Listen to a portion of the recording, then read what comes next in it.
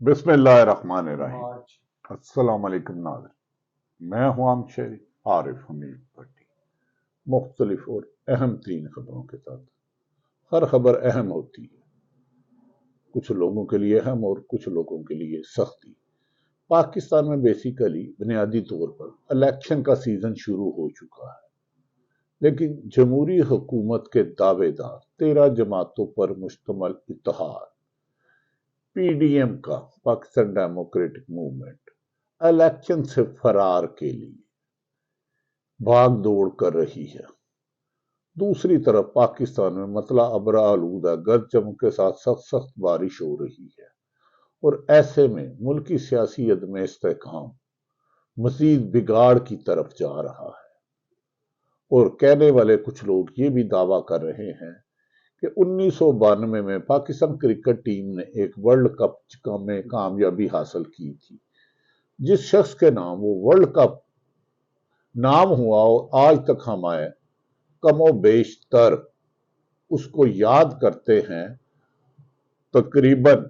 31-32 سال سے وہ ورلڈ کپ والی حالات اس پر مہربان ہو رہے ہیں، لیکن پاکستان کو ڈیموکریٹک موومنٹ اسے کرکٹ کے میدان سے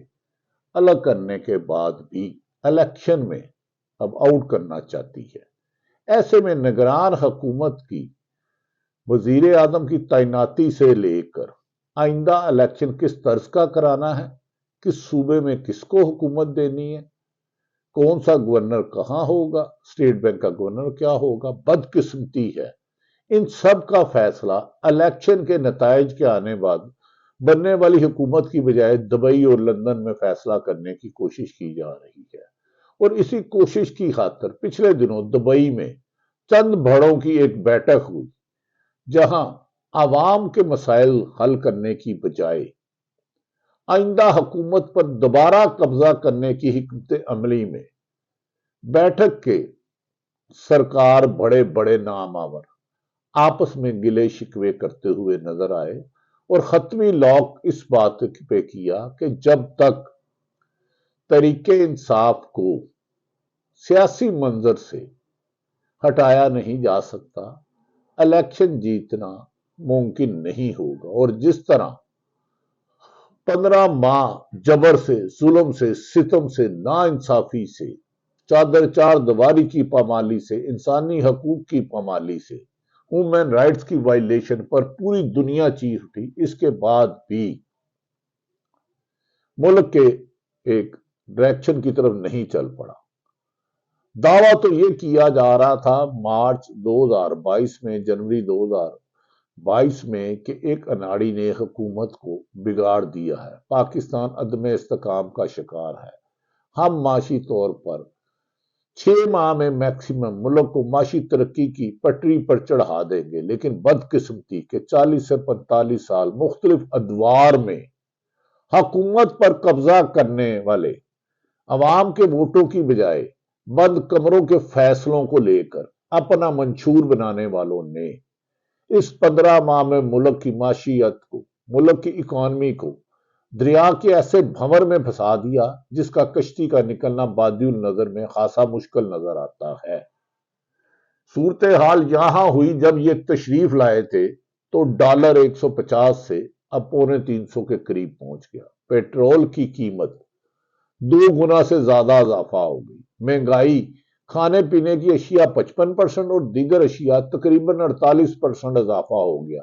جس کی وجہ سے عوام میں بے چینی اور بے قراری بڑھ گئی۔ عوام کا غم و غصہ دیکھتے ہوئے حکومت نے تحریک انصاف کو، جسے 2018 میں کامیابی ملی تھی، اس کے سربراہ کے خلاف 170 سے زیادہ ان کے مطابق مقدمات درج کیے۔ جن کے خلاف مقدمہ درج کیے، آئینی ماہرین کا مطابق وہ مقدمات کسی بھی صورت پر قانون میں ثابت نہیں ہو سکتے اور ان کا بالباعزت بری ہو جائیں گے۔ اب لہذا جو ان کی جماعت سے وابستہ تحریک انصاف کے لوگ ہیں انہیں گرفتار کیا جاتا اور ان پہ دباؤ ڈالا جاتا ہے، لیکن اب انہوں نے چند روز قبل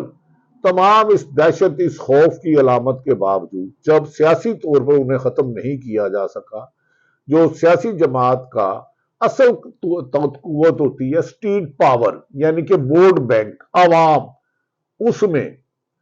80 سال کے بزرگ کا بھی ایک ووٹ ہوتا ہے اور 18 سال کے نوجوان کا بھی ایک، گریڈ 22 کے افسر کا بھی ووٹ ایک ہوتا ہے اور پی این کا بھی ایک، جج کا بھی ایک ووٹ ہوتا ہے اور ڈاکو کا بھی ووٹ ایک ہوتا ہے۔ ایسے میں طریقے انصاف کے ووٹ بینک میں بے پناہ اضافہ ہوا۔ اب یہ فیصلہ کیا گیا ہے کہ کوشش کی جائے گی کہ اگر نگران حکومت پر اگر پی ڈی ایم کی جماعتیں متفقہ کسی ایک نام پر ایگری نہیں ہوتے تو اس پر پھر امپائر فیصلہ کرے گا کہ نگران وزیر اعظم کون ہوگا، اور اگر اس دوران پی ڈی ایم کے لیے کوئی سیاسی سپیس بن گئی جس کے بادی نظر میں دور تک کوئی آثار نہیں، تو پھر الیکشن کو آگے پیچھے الیکشن کمیشن کی مدد سے رگ کر کے کروانے کی کوشش کی جائے گی، ادروائز اس الیکشن کو آگے لے جایا جائے گا۔ اس پر جو نواز شریف سخت سیخ پا ہیں کہ انہوں نے کہا کہ جیل بھی میں نے کاٹی، قید بھی میں نے کاٹی، ڈیل بھی جیل میں رہ کے میں نے کی، ہسپتال میں پلیٹلیٹس میں نے نیچے اوپر کر کے پاکستان سے تو باہر آ گیا، لیکن مسلم لیگ نون کی حکومت، پی ڈی ایم کی حکومت، مسلم لیگ نون کے وزیر اعظم، ان کے چھوٹے بھائی وزیر اعظم، لیکن وہ پاکستان کی سرزمین پر پاؤں رکھتے ہوئے ڈرتے ہیں کہ دوبارہ کہیں جیل کی سلاخوں کے پیچھے نہ چلے جائے۔ اب کہا جا رہا ہے کہ آصف علی زرداری نے واشگاف لفظوں میں کہہ دیا ہے کہ اگر الیکشن میں آپ نے ہمارے ساتھ ماضی کی طرح دھاندلی کرنے کی کوشش کی گئی اور پیپلز پارٹی کو دیوار سے لگایا گیا اور الیکٹیبل جو جنوبی پنجاب میں بہت زیادہ کام کیا جا رہا تھا ان کو خوف کے مارے نون لیگ کے ساتھ ملایا گیا، تو Peoples Party P D M کے بجائے اپنی اسٹریٹجی بنائے گی، اور ایک بات واضح کر دی گئی ہے کہ ہم نے سیٹ ایڈجسٹمنٹ نہیں کرنی۔ اس سیٹ ایڈجسٹمنٹ نہ کرنے سے سب سے زیادہ نقصان بظاہر پیپلز پارٹی کا ہوگا، کیونکہ سندھ میں نون لیگ کا آلریڈی کوئی ووٹ بینک نہیں، کبھی امکان نہیں ہے کہ وہ 5 بھی وہاں سیٹیں لے سکے، ناممکن ہے۔ لیکن پیپلز پارٹی چاہتی تھی کہ جنوبی پنجاب میں مسلم لیگ نون کے ساتھ اتحاد کر کے لغاری اور مزاری اور یہ گیلانی خاندان کو لیا جائے، لیکن اس پر نون لیگ نے کہا اگر اب ہمیں یہ بلیک میل کر رہے ہیں تو پھر تو سدا ہماری حکومت نہیں آئے گی، آلریڈی ہمیں انہیں بہت زیادہ میل کر رہا ہے، تو لہذا آنے والے دنوں میں 13 اگست 2023 سے پہلے نگران حکومت کی نامزدگی پر پہلے کبھی امکان ہے، 100% نہیں ہے، عدیہ دیا جا رہا ہے کہ اتحاد بھی ٹوٹ سکتا ہے۔ لیکن یاد رکھ لیں اگر یہ اتحاد ٹوٹتا ہے، یعنی کہ پی ڈی ایم کا اتحاد ٹوٹتا ہے، تو جیسے ٹوٹا ہوا شیشہ نہیں جوڑا جا سکتا، پھر طریقے انصاف کو اقتدار میں آنے سے روکنا مشکل ہی نہیں ناممکن ہے۔ مسلم لیگ نون جتنا مرضی بھی زور لگا لے، 50 سے زیادہ کسی بھی سروے میں 50 میکسیمم انتہا کی مبینہ کرپشن کے باوجود، اور پیپلز پارٹی اندرون سندھ تک محدود ہے، چاروں صوبوں میں ایک جماعت ہی ووٹ لے سکتی ہے جس کا نام طریقے انصاف ہے۔ اسی لیے کہا جا رہا ہے کہ جولائی میں ان کے گرد کوئی گھیرا تنگ کیا جا سکتا ہے، 4 جولائی کو ان کی پیشی ہے اس میں نیم میں، اور کچھ لوگ یہ بھی دعویٰ کر رہے ہیں انہیں پکڑ لیا جائے، جبکہ ایک فیڈ بیک آیا ہے جو خاموش پلس لی گئی ہے، اگر طریقے انصاف کے چیئرمین نے کو گرفتار کیا گیا تو پورے پاکستان میں ایک ری ایکشن آ سکتا ہے۔ اس لیے اس کے لیے پنجاب اور کے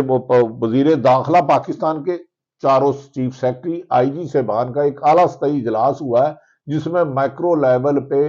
ممکنہ احتجاج کرنے والوں کے خلاف بڑے پیمانے پر لاک ڈاؤن کیا جا سکتا ہے، جس کے لیے خیال ہے کہ اگر اس دفعہ لاک ڈاؤن کیا گیا اور پاکستان کے مختلف اضلاع خصوصاً کے پی کے نے تو واشگاف لفظوں میں کہہ دیا اگر ہمارے گھروں کی چادر 4 دیواری پامال کی گئی، پولیس یا انتظامیہ نے عورتوں کو پکڑا تو اس کا بھرپور جواب دیا جائے گا۔ جبکہ پنجاب میں کچھ اضلاع سے یہ اطلاع آئی ہے کہ لوگوں نے اکٹھے ہو کر یہ ایک فیصلہ کیا ہے کہ حکومت کو جو نگران حکومت ہے کسی بھی طور پر چادر 4 دیواری کی پامالی کی اجازت نہیں دی جائے گی۔ اگر یہ جبر اور ظلم اور گرفتاریوں کا سلسلہ، غائب کرنے کا گرفتارہ، گمنام کرنے کا گرفتارہ، جھوٹے مقدمات درج کرنے کا سلسلہ رک جاتا ہے تو پھر ملک میں